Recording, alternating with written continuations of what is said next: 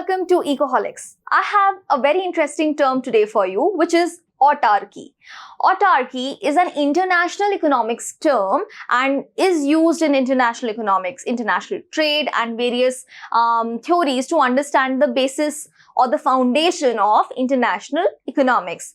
Now, what does it mean? So, autarky basically symbolizes two things. Firstly, self-sufficiency, and secondly, economic isolation.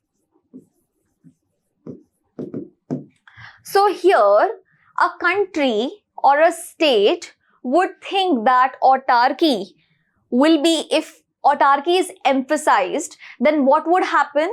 That the country would be looking at self-sufficiency through economic isolation, meaning no trade. Okay, so this is a concept which is taught in international economics in the very first foundational terms.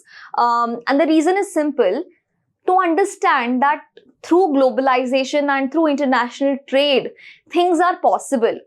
Till now, there has been no such a country who has efficiently and successfully become self-sufficient without trade.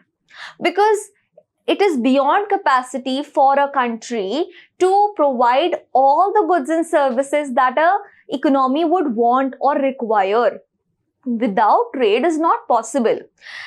The ever-increasing population and the ever-increasing demands of that population, looking at the international market, there are requirements of import and export for all the countries. No country today can live in isolation. Even if it is living in isolation, it is just a bubble.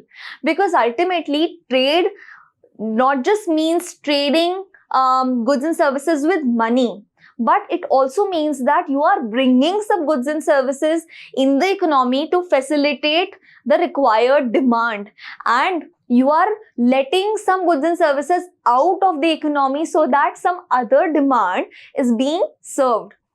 So we are also looking at the consumer's demand and trying to serve that demand as well through the demand and supply of international goods and services.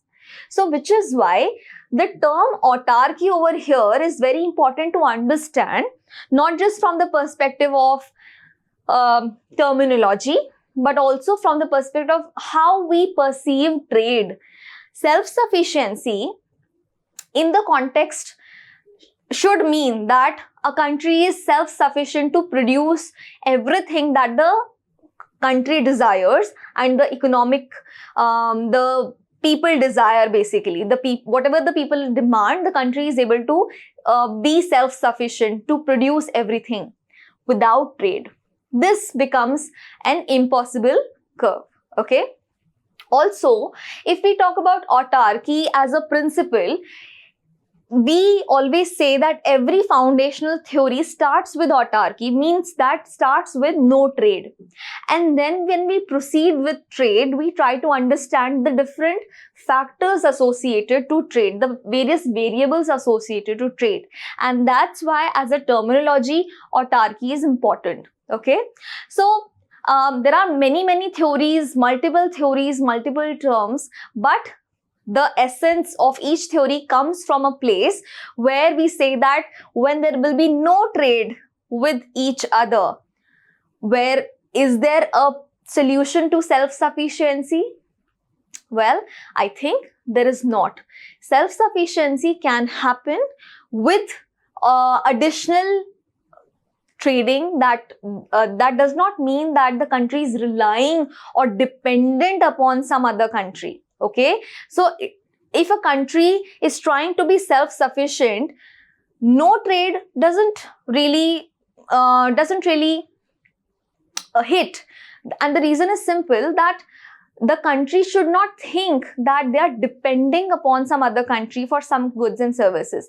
They can start producing those goods and services also within the country. But for having that economies of scale, to have that bulk of goods and services to be produced and served to not just the domestic audience but also international, this terminology becomes a major indicator. Okay, so that's it for today. This is what is autarky. I hope that the foundational stone of international economics is clear to you all. I'll see you all in the next video. Till then, stay tuned to Ecoholics.